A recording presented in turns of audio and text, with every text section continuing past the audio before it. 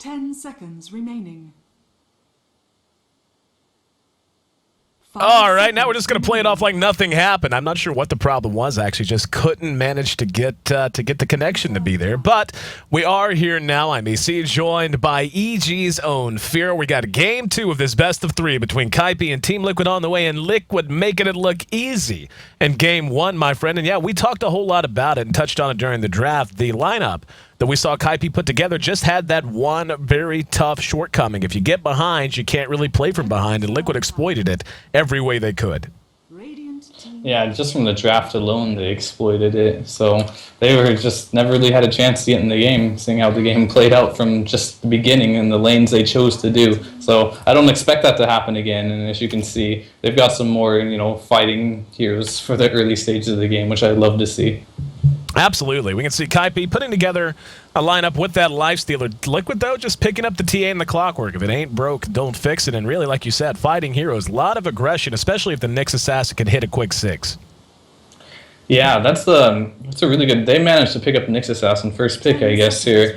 And they have the light... Sorry, the stream started playing in the background. Got confused. But anyways, they picked up the TA again just for the Magnus. It's a really good hero to have against Magnus because it guarantees you your Templar Assassin will have free farm. So it'll be interested to see if their Kaipi's really one-dimensional on where they lane this Magnus, where they adapt and throw it on the offlane and put a hero against the Templar that actually fares a little better. Magnus can do okay, but it definitely doesn't win the lane by any chance. One thing I'm interested to see out of Kaipi is who's going to be handling the Lifestealer and if they're going to pick up another more late-game-oriented hero for Eternal Envy. I mean, Envy obviously is most of the time the #1 carry position for them. But as we talked about in Game 1, Lifestealer is a hero who does benefit a lot from having a safety valve, having someone else to deal damage. And if they want to pick that up, now might be the time. I mean, Liquid has the potential to offensively tri-lane on the back of Clockwork and Nyx Assassin again if they want to, or they could just pick a very stable carry of their own. Lone Druid is available if Kaipi wants to go that direction. Nope, gotta get a support. Gonna be the Veno. Usually when you pick a Venomancer, it means one of two things. First thing is aggressive tri-lane, because that's one of the heroes that's very, very strong at level 1, but he kind of falls off throughout the game. Becomes food, he just has a slow, very easy to juke that slow. He's still useful, but not the most useful support, not like a Nyx Assassin or a Bane, which is actually, they banned the Bane. Liquid has that much respect for Bane against Kaipi that they either take it early or they just don't let him have it, because they play, it's really just in their comfort zone. It's one of those things, just take them out of their comfort zone like they did last game and just pick them apart. Well, I was actually talking in the previous match. Think about Bane, and one reason I think he's currently waxing so much in popularity is the fact that he is a really good counter to pretty much all of the major heroes in terms of carry potential in the meta right now. I mean, when you talk about the popularity of Gyro, Lifestealer, Lone Druid, and so on, Bane just copes so very well with them, and even against lineups that have 2 carries, like a Lifestealer plus a Druid, he's even able to contribute then. Just Nightmare 1, and say a Lone Druid and a Lifestealer, a dream situation, is the Nightmare the Bear, Fiend's Grip the Lifestealer, and then Enfeeble the Druid. I mean, or any combination you want out of that. So definitely understand why Liquid would want to take him out of the mix here. Waiting to see the bans, and yeah, we could see Kaipi going ahead and taking out the Lina this time, sniffing that maybe Liquid might be thinking offensive tri-lane again. Yeah, they very well might do that again, but it's going to be most likely they won't, because Nyx Assassin is not a very good aggressive tri-lane hero, and Kaipi has a Nyx and a Venomancer already. So I really doubt they're going to rush into that head first with these heroes. I don't think it's going to happen. But what's really interesting about Bane, though, is he's a high-impact support. All his spells, they scale very well. Just the Bane alone as a support hero could be the 5 Bane. He can just win a fight and just shut down the carry no matter how much farm he has if he has good positioning. Heroes like Venomancer, they're not really... They're good heroes for early game, but it does not scale very well. It's not a high impact support by any means. So they're looking to get a lot out of their laning phase with Venomancer. Like I said, last game, they failed their lanes. They take the Venomancer, that secures their lanes. So maybe that's what they're thinking. We can already see the Darkseer Storm Spirit taken out by Liquid, not wanting to give any Nyx bomb potential away. Wouldn't be surprised to see if they want to take out something like even a Nature's Prophet, given what we're seeing already out of Kaipi. That's a hero who actually works really well with a Lifestealer. We've seen that before. Right. So I was expecting them to actually take Gyro instead of that Venomancer there. That would have been a really good pickup for them, but I don't know if Liquid will give it to them at this stage. They have one more ban, we'll see what they do, but they're getting rid of the Infest Spawn, and once again, targeting Bones heroes. Make Right. sure he doesn't get the hero that he plays almost every single game. But looking at the two bans out of Kaipi, they have one more left, and I would be a little bit surprised if they didn't spend it on a Shadow Demon here. I mean, when you look at Liquid's lineup, they do most likely need another support. I mean, well, it depends on how they want to lane it, actually. They don't necessarily Rubik have too. to have one. Yeah, Rubik as well. Shadow Demon just works so well to shut down a Lifestealer. Being able to disrupt whatever target he opens wounds on and then throw out the demonic purge, it just makes Lifestealers so much less potent in any kind of an engagement, be it 5-on-5 or 1-on-1. So Liquid going to take out the Druid. Dire team battle. Interesting. I guess they don't have plans of having a hero that can solo against Lone Druid as well this game, such as a Lifestealer, because the Infest, not the Infest, but the whatever his Lifesteal ability is called, is really good against Lone Druid at low levels, because you hit it once and you get like full HP, because that bear has so much HP. And there's not many counters to that 1v1 Lone Druid.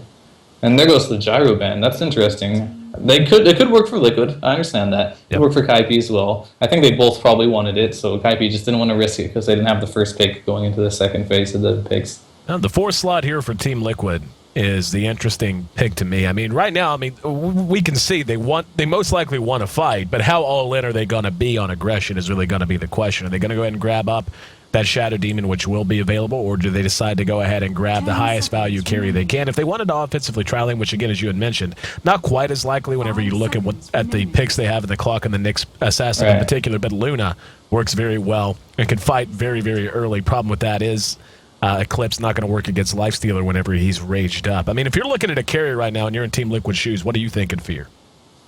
Luna's a great option. Weaver's something they like to run as well. It's a very good hero against Lifestealer, especially if they're sniffing out this aggressive tri-lane. You just put a Weaver against a Venomancer Lifestealer. Those are two heroes that just have a slow, no lockdown. No matter how slow a Weaver is, he can run away hasted with his Sakuchi ability. So I could see them going down that direction very easily if they want to work on, just like surviving this lane. But they're actually going to go with the Luna, which means they're not going to go with the Weaver at all. But this is a very strong team fight hero. Right. That's kind of what I was thinking, and it does give them the ability, if they want to potentially look to shift their lanes around some. Luna can bounce around very easily, and what I love about Luna, what makes her so strong in the laning phase, is the fact that her damage bonus is a flat damage bonus and not a percentage-based bonus, which means just 1 point into it helps everyone out immensely. And just knowing Liquid, I mean, I want to say I've actually seen them run this before. Run a Clockwork, a Nyx, and a Luna in an offensive tri-lane. I agree with you. It's a little weird, but it has happened, and I've seen them do it before. So now waiting their last pick will tell us exactly what they're going to be up to, I suspect. Kaipi has revealed their hand here. And the one problem I have with Luna here is that if she gets caught out by these spells, she can help with plus damage for her team, but she's very squishy. She's not going to survive a Gale, open wounds, and a Visage nuke. It's just not going to happen. Right. Where if they had the Weaver, that would have totally screwed up their game plan completely here. But if Liquid plays it smart, or if they do a little mind gaming and just like you said, run around and just confuse them on what lanes they're going to be in, just start the Luna somewhere else. But they might actually fight the lane head-on with Enchantress. That's one of the strongest safe lane heroes you can get. Get 2 creeps early, just go fight them. So not a bad pickup. It's early game is going to decide this game if it is a tri-lane versus tri-lane battle here. And Kaipi's going to pick up a carry most likely as their last pick here for this solo top lane. Fluff does love his Enchantress, man. He loves that hero. He's one of the few that I actually would say, I mean, outside of maybe Kuroki. Kuroki runs an Enchantress every now and then, but Fluff will draft or try to draft an Enchantress any chance he gets, and it gives them so much flexibility. I mean, looking at the way this is looking to lane out here, it seems pretty obvious TA will be in mid.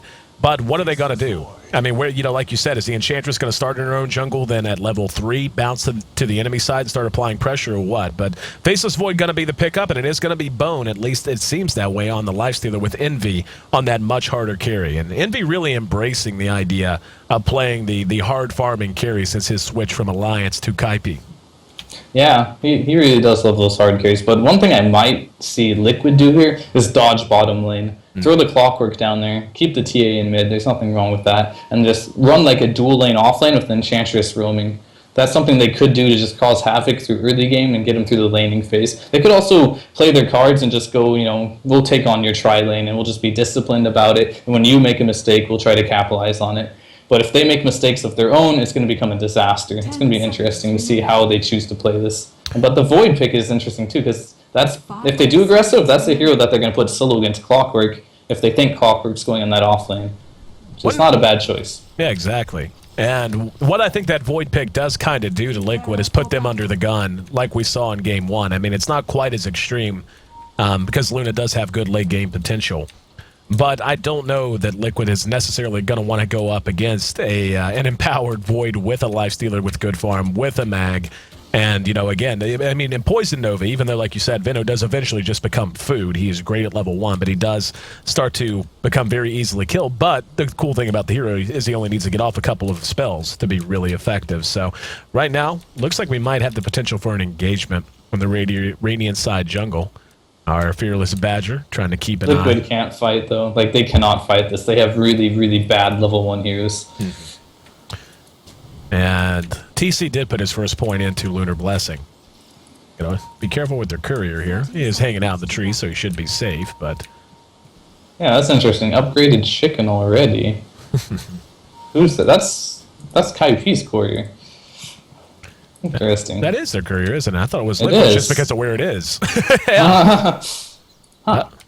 Okay. We'll see what they want to do with it. I mean, what? I mean... Rocket's level 1 on Bulba.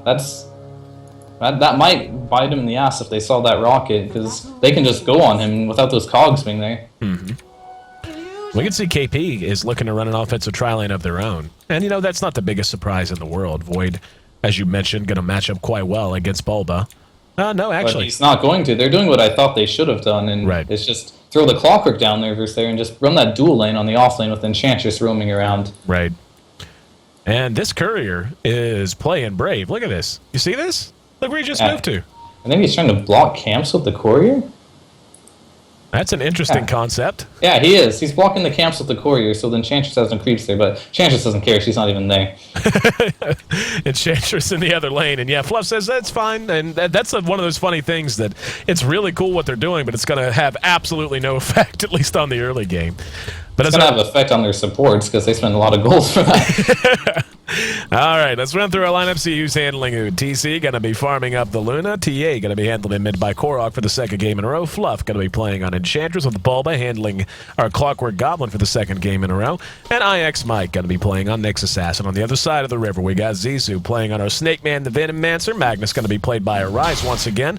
Pylite Die going to be handling the Visage. And Visage, a hero that is often played by Liquid, so seeing him get past Liquid and into the hands of Kaipi, a little bit fun. Gonna have Bone 7 playing on our Lifestealer, and Eternal Envy, as anticipated, will be farming up the Faceless Void. Yeah, they're starting to make rotation already from the supports, but like they already got kind of what they wanted out of this. They're making the Visage run around, which is like against Undying and Visage in particular. These are two heroes that do not enjoy roaming around the map. They love sitting in a lane and just sitting there 3 versus 3 because that's where they thrive against multiple heroes. So playing this type of style where you make them run around is effectively just winning your lanes and making the hero later on become just a little less strong. The farm at the top, all pretty even. We got 10 for our Lifestealer, 11 now, 10 for TC, 9 for Enchantress. There's our Jungle CS in mid. Basically break even right now, 7-2-4, so Magnus not doing quite as well against TA as he would like, but still hanging in. And we're going to see Cogs go off, and Bulba just loves to be annoying with Cogs, and he plays one of the more aggressive Clockworks you're going to see. I mean, doesn't even need hook. He'll just walk right up to you and drop his Cogs. Yeah, he leveled up to level 2 as well, which means it has extra mana burn. And if you're a Lifestealer and you take that extra mana burn, you're just out of mana completely, and that's what Bulba's going for. And we'll see how this top lane pans out. Right now, Envy's suffering quite a bit. He's got every bit of 2 last hits, and this is one of those things where, you know, Void does have the ability to contribute even if he is under farm just because of the strength of Chronosphere and how you can manipulate a team fight with it. But he is not a hero. I mean, as we all know, he does need his items to really be able to do much of anything in the mid-game. And given that Liquid has a team that's going to peak in the mid-game. They're trying to go on Bulba on bot, but Cogs. Yep. This Venomancer really needs to head to top lane. He needs to make the switch. Eternal Envy at this stage has to just get farmed. He needs to be farmed no matter what. This is not a hero that you can sacrifice and hope to catch up later, because the hero just doesn't work that way. He needs a lot of farm. And yeah, the Venomancer's just trying to secure farm for Bone down here, but honestly he can't even help him that much because he's never going to have mana to go. Fluff shows his face in bottom lane, so they're going to have to play a little bit more cautiously. Bulba already to level 4. Taking a look at Bone, he's level 4 as well. His farm not too bad, he's at 17. But the Void continues to suffer heavily. And I agree with you. I mean, at this point, the Void's got to be the higher priority, and we can see the Harpy Stormcrafter flying around the map trying to get some vision and do what he can there in mid. And Bulba, again, just doesn't care. He will just walk up to a lifestealer and say, I don't care, man. It's fine. You can, swipe at me, get some health. I'm still going to get my experience in my last hits. Right, and it's not even just about the Void. It's one of their heroes that desperately need farm top is the Luna as well. And if they rotate to a tri-lane up there, that'll secure farm for Void and reduce the farm Luna will get, which is also a very big deal. And we can see Envy now trading blows. TP sub. Yep, TP on Venomancer, yeah. Oh, wow. On the top. Oh, there's the impale from Mike. Catches Pylite die. TC was taking some damage. Now Mike might be in a little bit of trouble. Could be our first blood. Nope. No soul assumption. So they managed to make it away. A little bit of paint traded, but all in all, everyone's still intact. Yeah, the thing about Visage as well is, like, he's not that good in duel lanes. Like, 2 versus 2, there's not enough damage going around for his soul assumption to get a whole lot of charges and just blow a hero up instantly. Yep. So he's a hero designed for tri-lanes, and if he doesn't get in the tri-lane situation, he's not being utilized. Right now, the status quo very much going the way of Liquid. We can see 4 of the top 5 CS all belonging to Liquid right now, so everyone's suffering. And Magnus is just getting manhandled by Korok here in mid. I don't know what the problem is. I'm going to guess he's bottle crowing. Yeah, he is. He's got the bottle on the way back to the base now.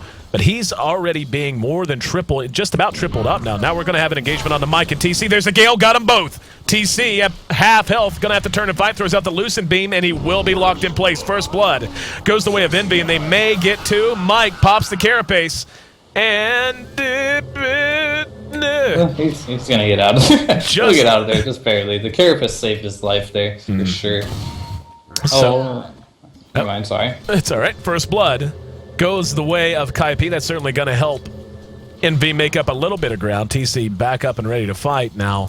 At this stage, if you're in Liquid shoes and you're starting to see a little bit of pushback in your lanes, do you start to think about running a gank style and just taking the lead that you have so far, which again is not the most mid lane, Rise getting dove here. Rise tried to skewer back. Korok's right there with him and throws out the side trap. Looks like he should be able to clean him up. Couple more auto attacks. One more. Arise juked him. Around the Rosie. Gave him the old okey doke there in the woods. And now Bone's going to spot Korok. There, though, is the net to lock him down. And Korok going to benefit from it. Fluff, quick on the trigger, brought his buddy from the jungle and bailed his other buddy out. Yeah, what actually hurt them a lot there was Bulba. He missed this rocket. If he would have hit into the trees there, Korok wouldn't have got fogged there, and he would have got the kill. But unfortunately, Bulba's rocket flare landed right on the tower and gave no vision whatsoever of that Magnus. So a little bit unfortunate there for Liquid. Void is beginning to make up some ground now. He's at 19 last hits to the 29 of Luna. Luna should get a few here, though. But that first blood certainly helping him out quite a bit. And we can see, yeah, just laying into the creeps, quite happy to continue doing what he's doing. He's got himself a set of treads. If you're in Envy's shoes here, how do you think you should build him here, Fear? Well, Void builds are very tricky because there's so many builds you can do, but I'm pretty sure what he does is he goes Mask of Madness like first item into a Maelstrom, which is, or BKB, Maelstrom BKB, something like that. He doesn't go for the Battle Fury builds, so I'm expecting him to get that. Oh, poor Rise. He skewered the illusion from Korok. Oh, jeez. He spin his RP. He spin his RP on him and skewered the... I didn't catch that. Yep, it was in mid. And I was going to break in if he actually had brought him under the tower. I had the camera there. But Arise continues to struggle. He's at 16 last hits to the 43 of Korok. And that's going to be the big liability, I think, and the big worry for Kaipi. They were just on the bad, ugly end of Korok's beaten stick in game 1. And Korok off to a great start so far. Going to be looking to swing that stick for the second game in a row. Yeah, this mid lane's a total disaster. Like 18 to 44, that is ridiculous. That shouldn't be happening. And hopefully, Kaipi can find a way to mitigate this damage once he gets his Blink Dagger up. But however, they did make that rotation top and secured farm for Void and put TC back a little bit. So that was a huge, huge play from them. That'll actually get him through the mid game just a little bit. Rise might be a target here. The Invis rune the Korok picked up about at halftime. Bulba's hanging around and he is level 7, so he has a hook if he wants to spend it. And Arise says, nope, that's fine. Don't need experience. That's what trees are for, to hide behind. Yeah, it's just making his life even more miserable than it is. Yep. And Korok showing his face. Tower's still in good shape at the very least. I mean, we always got to pick the positives. Hang on, Mike spotted out. There's the Grave Chill slowing him down, but Bulba's going to be there. There's the Chronosphere going to catch too. And that should be a death on Mike. Bulba. Yeah, that's the thing about a Clockwork. Just a little dude, and you can just, see it in their face. They look at him and go, nope, Cogs, turn around. Don't even try to engage. No point. Yeah, pretty much. He's a very, very hard hero to kill. And unfortunately for them there, that they wanted to go on that, but Mike was just lit opposition, and they both got caught. 9 minutes in, 2 kills on the board. Both belong to Kaipi. Taking a look at the gold graph, we can see it's still really close. Right around 1,000 gold separating the two teams. That 1,000 in favor of Liquid. Less than 1,000, closer to 500 experience. So, for all intents and purposes, pretty darn even. Which is really impressive, given that 4 of the top 6 farmers on the board right now all belong to Liquid, and the top 2 both belong to Liquid. What's really going to determine the complexion of the mid-game, I believe, is what Korok's able to get done once he gets his Blink Dagger up. He's just under halfway there now. Yeah, they really need to rotate that Venomancer mid lane. There's one of the heroes that can actually get a kill on Korok, because he can actually break the refraction pretty easily, but he needs to put another point in Poison Sting for that to be possible. But even if you get a nice RP skewer and a Gale under the tower, there's no way Korok's going to live that. They need to do something about Korok soon. They have to realize this is a problem, and after last game with the great start he had, I'm sure they don't want to go through that again. And let's see if they want to push here. Yep, they're going to spend a Lucent Beam as well as some damage from the creep. There's the Infest to get Bone back up and in fighting shape. And yeah, they're going to back off. I got to give it to Kaipi. I felt like the lanes really weren't in their favor, but they have been holding on admirably. The only concern I have is they're spending a lot of time doing superfluous stuff. We're seeing a lot of movement and rotation, which is great, but as you mentioned, they don't really have a team that likes to do that. Yeah, Liquid just forced them into that situation, which is a great, just a great strategic idea for them. But I don't know if they're going to go for a push on bottom here. And Venomancer is only level 3, so those are just level 1 wards. They have no levels on this Venomancer, and they really need it. But however, they do have the levels on Visage, which is more important. They have those bats now, and those bats are very, very obnoxious in team fights. They do a lot of damage early game. Visage, a fresh 6. Quite literally just 6 points above level 6. It is going to be that Mask of Madness coming out of Envy. And, I mean, this is, as you said, there's a myriad of builds that you can go with Faceless Void. The only problem I have with this one is, and again, this is just from a caster's point of view, it has always seemed like this build is very easy to stall out. You get up your Mask of Madness, and then if you try to come fight and lose a fight, all of a sudden you have the hardest time getting your farm back underway. Yeah, it's very true, but right now they really need the Void to be active in these fights, and he does this every game. Otherwise, I would say, just given the circumstances of the game, he's going to be like, okay, well, my team needs me, might as well get the item that'll help me the most right now. Going for a Battle Fury does not help you at all. It takes a long time to farm, and it just gives you damage and some stats in early game. Before you farm it, you're completely worthless. Right. So he gets the Maelstrom up directly after, which helps him with his farm. It's just 2 cost-effective items. He doesn't put all his eggs in one basket. He kind of has a balanced build here. Right. 11 minutes in. Been a relatively quiet game. Very few kills on the board. A lot of movement, a lot of damage done, but both teams just taking things as they come. TC does top Void right now in terms of CS, but given how bad a start Void had, the fact that he's even in range is pretty impressive. However, if we look at the gold per minute, it actually is Void on top. So even though TC has more total CS, he is falling up short, or coming up short a bit, in terms of the GPM. So Kaipi doing quite an excellent job, and I'd love to see teams bounce back like this. I mean, they took a real ugly loss in Game 1 and already showing that even though things didn't go exactly as planned in the early phase, they have a lot of resiliency. Yeah, they did a great job. The rotation was really key for them to just get that Venomancer out of that lane. If they wouldn't have had that first blood on the top lane on the Luna, I'm afraid this game would have been spiraling out of control like last game. So good rotation out of them to get back in this game. Korok going to have his Blink Dagger up and about 400 gold. He's got to set a phase, and again, I think we both agree that's going to be the big liability. How is Kaipi? If Kaipi can somehow deal with Korok and keep him under control once a Blink Dagger's done, I think they're going to be in beautiful, beautiful shape. And at one point, that's going to be coming very soon for Liquid. You have to start to feel a sense of urgency in making something happen on the map. Yeah, they're gonna just want to get their basic levels up, but Enchantress is one of those heroes that needs to get a lot done early game. You've seen it too many times where Enchantress late game, just a little under farmed, just food all over the map. So they're actually smoking out now, trying to get something done here. Mike has some Vendetta up. They're probably gonna go on the Magnus here. Mag could be in trouble. It does have a haste rune, though. Will be expiring right now. And there we go. Going to be spent. There's the Impale to follow it up. Immediate TP reaction. Zizou's in range as well. There's the RP going to be spent. Catches a couple. Void right there to clean another one up. Korok was the target. Now Fluff time locked in place. We're going to see the skewer away to keep him alive. Korok in trouble. And Luna pops the ulti, but not doing much. Actually, they do manage to bring down the Void because of that. Soul Assumption doing good damage to Bulba. And he looks like he might end up dropping as well if they decide to pursue it out. And the last Soul Assumption just not quite enough. I'm actually really surprised that ended up being a 2 for 2. Kaipi seemed to be in beautiful position after dropping down the Chronosphere, but it ends up being a break even. Well, usually when you buy Mask of Madness on Void and Tank and Eclipse, it's gonna hurt. Yeah, just so a bit. He ended up getting just completely destroyed by the Luna ult there because of the Mask of Madness plus Eclipse, and he didn't have RNG God Luck, even though it's only level 2 and didn't backtrack any of them. So unfortunately for them, he dished out a whole lot of damage, but at that price he was super squishy, so he died for it.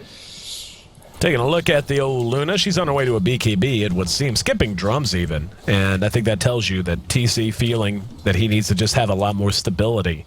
And his hero did pick up his treads to go along with it. TA, yep, Blink Dagger now done on Korok. Now this is where things, I think, are going to get fun. Fluff, a complete non-factor in that fight, was blown up immediately by the Void. And, you know, that's something you had kind of mentioned is usually when you see an Enchantress, it's usually between 4 and 10 minutes that Enchantress starts to really be active. We just didn't really see that out of Fluff.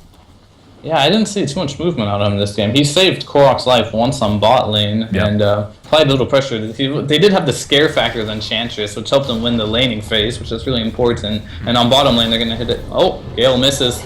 And Grave Chill going to slow him down. Here comes Korok, though, and there again is Envy. We're going to see him blink right in. He's going to go for it. And Envy in trouble, taking a lot of damage. One Impetus Spear from downtown locks him down. Now the Impale going to catch Pyle Die. He's the next on the kill list. Arise, caught by the side trap, and a hook from downtown. Bulba lands, and the RP spent, but Bone walks right into the cogs. They're going to kill Mag, and Bulba should have a chance to get away here. In fact, they're going to get a return kill. Lifestealer cleaned up. A complete disaster for Kaipi. Feeling a little too big for their britches. And paying the price for it. All of a sudden, Liquid turns it around. They got one tower. They're about to take 2. Yeah, like, that was very confusing to me because when you go Mask of Madness on Void, you don't fight unless your ultimate's up. Because if they hit you when you're, like, if they hit you at any point in time when they're not stunned, you're going to melt like you saw there. He even got mech'd up. I don't even know who has. Someone has a mech on that team? I don't know. That was a magic stick. Never mind. He just has very low HP. It looks like a mech. But they're getting Roche right now. And here we go. Bulba's going to drop the cogs. Down it goes. Korok does pick it up, and Bulba should end up being food, and he will. Now can they catch Korok? Oh, Luna pops the ult. He kills the Vino immediately. They may try to fight it. Mike looking for trouble with half health and half mana.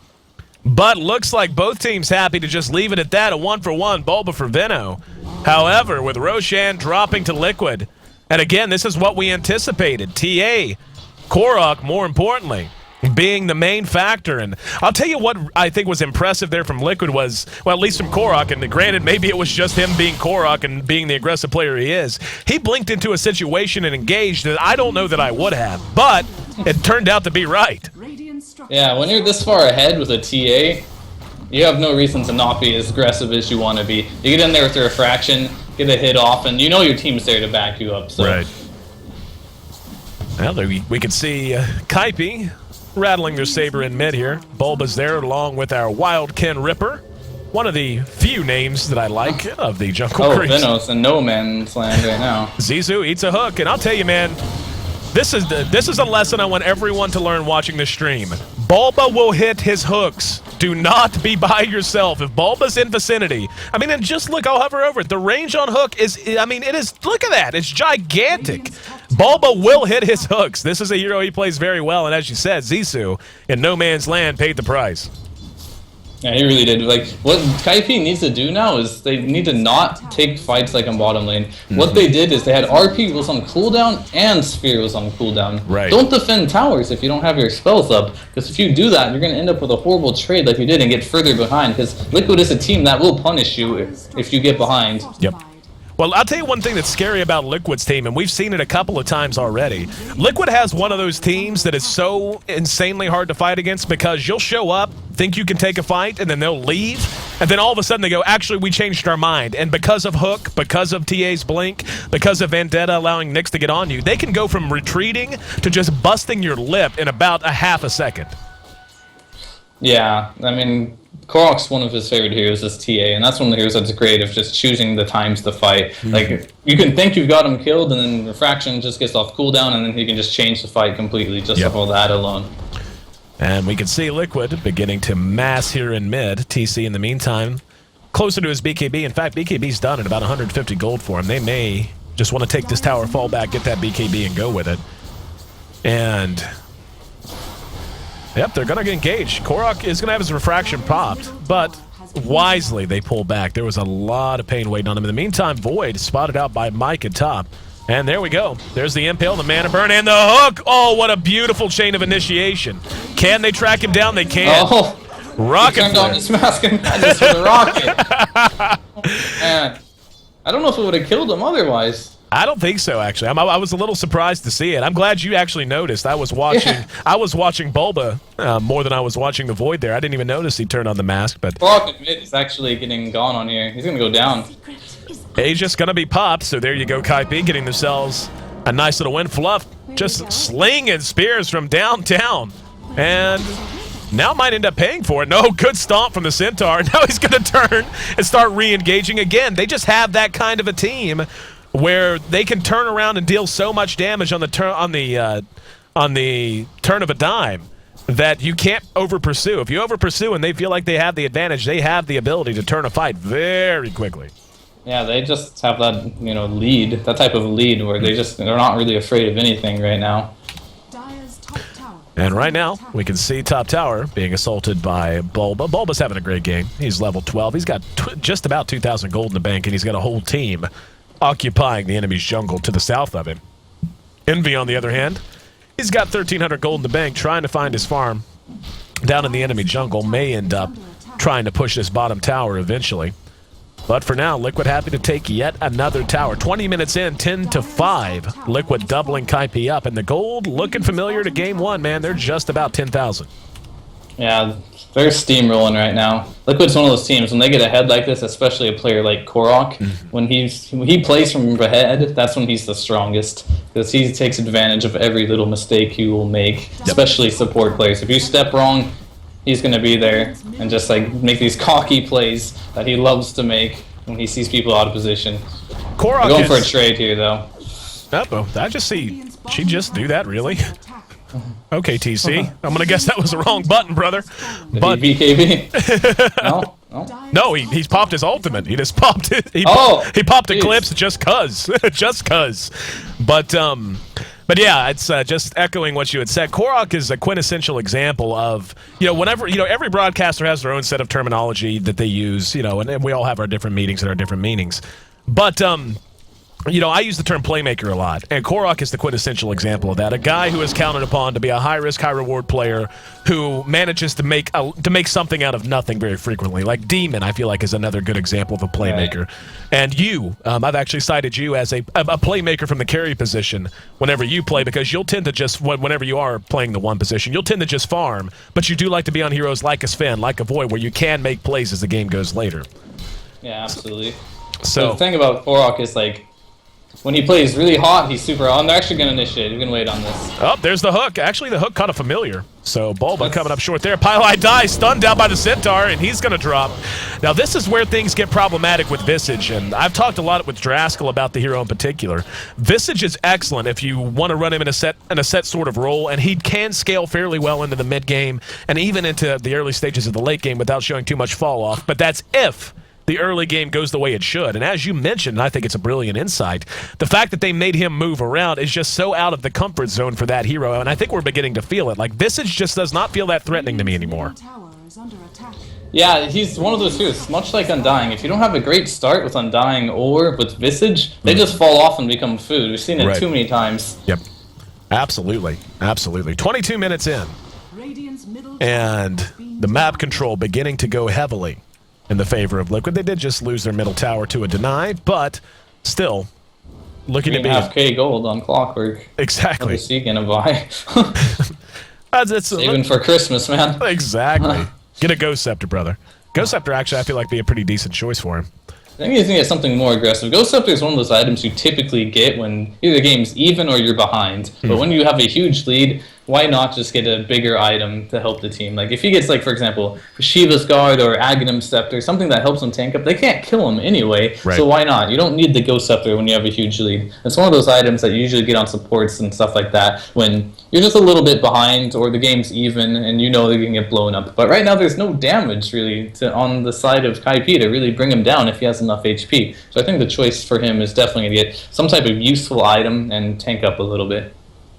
We are 22 and a half minutes into this game. We got 11 kills on the board, 16 kills on the board, 11 of them belonging to Liquid. Want to thank each and every one of you for joining us for this broadcast. Game 2 of this best of 3 in the lower bracket for Liquid and Kaipi. This is an elimination match, and Kaipi trailing by 1 game cannot afford to let this game slip away. If they do, they're out of the G1 Western Qualifier. Same is true for Liquid, but they've got that buffer. While we have a moment in this, and we happen to be paused, hope you guys will check out G1.2p.com. The sponsor home for the G1 Champions League. You can check out all the articles, the interviews, your brackets, interact with your broadcasters live via Twitter, all that fun stuff. Make sure you check out G1.2p.com. My co-broadcaster for this series, at least, and hopefully, I don't know what your plans are. Maybe you can stick around if you don't have anything else going on for a second broadcast sphere. But my co-broadcaster for this best of 3 is Fear of EG fame, one of the best carry players you're going to see, and one of the best 4 supports, as I was corrected. And but yeah, make sure you check him out. Go ahead and drop your Twitter link and your Twitch link, my friend. Yeah, you can find me at Fear Dota on Facebook and Twitter, and my stream is Fear Darkness. There you go. And you're one of those guys I really do enjoy watching stream because I feel like I learn so much. You know, even as a broadcaster guy who watches Dota all day for a living, and yes, of course, you're going to have your fun and all that. But for the most part, you're fun to watch because, it's edutainment. Edutainment. Thank you very much. I'm glad to be entertaining. That's what I go for. Arise with a passenger. And smoked up with his teammates here, moving through the dire side jungle. Trying to find a target, and I like this out of them. I mean, there comes a point where you get hit in the face so many times, you can't just go, okay, I guess I'll just sit back and keep getting hit in the face and hope something turns around. This is the way you make something happen. Take a win you shouldn't be able to take. Get a gank, and then push off of it, that kind of thing. And given their heroes, they can win these fights, but they need perfect spell usage here. Right. And, I mean, Envy, the nice thing about Envy's build is he is getting damage off of the Empower by itself. So, yes, he's not hitting for an immense amount of damage, but he is hitting much better than he would be otherwise. And we can see up there we go. Oh, beautiful RP. Got 3. Off goes the Eclipse. Can they get it done quick enough? We can see Eternal Envy's hurting. Pylai Die about to be blown up. Korok is just cleaning house. 2-shot at 3 heroes. He's going to be able to clean up another one. The Rocket almost enough to kill off the Lifestealer. They're going to pursue him out. Oh, what a huge turnaround on the back of Korok, who puts an ultra kill on the board. RP was gorgeous out of Arise. The damage follow-up, though, just not enough, and Liquid takes control in a big, big way. All right, Korok's just one of these players, man. Like, he always is that fight, he was hasted and DD.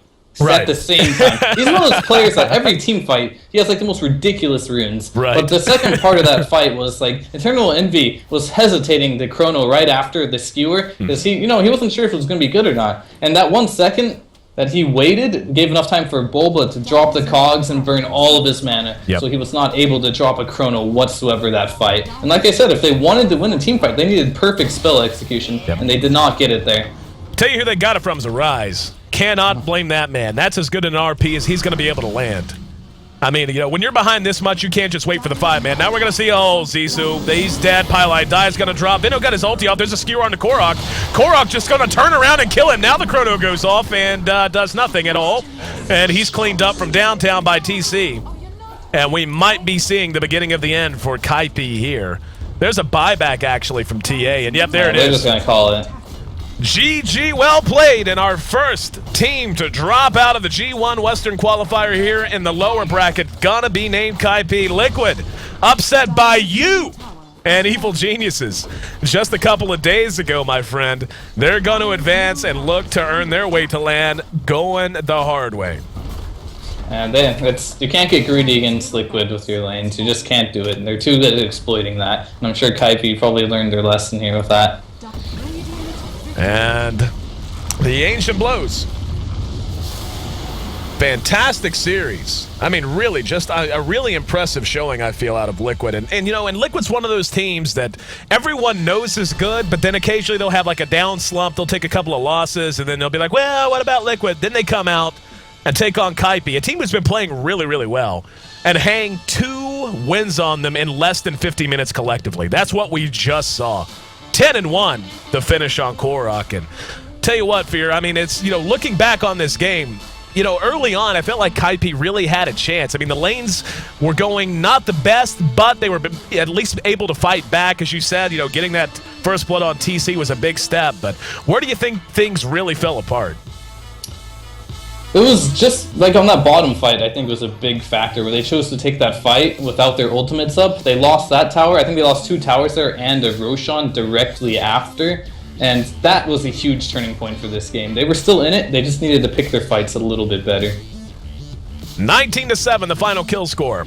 26 minutes, 12 seconds, all the time it took for Liquid to clean up game number 2. And they advance to the G1 Western Qualifier lower bracket. Kaipi, after defeating Empire and putting on a show against Fnatic, has their run in the G1 Quali come to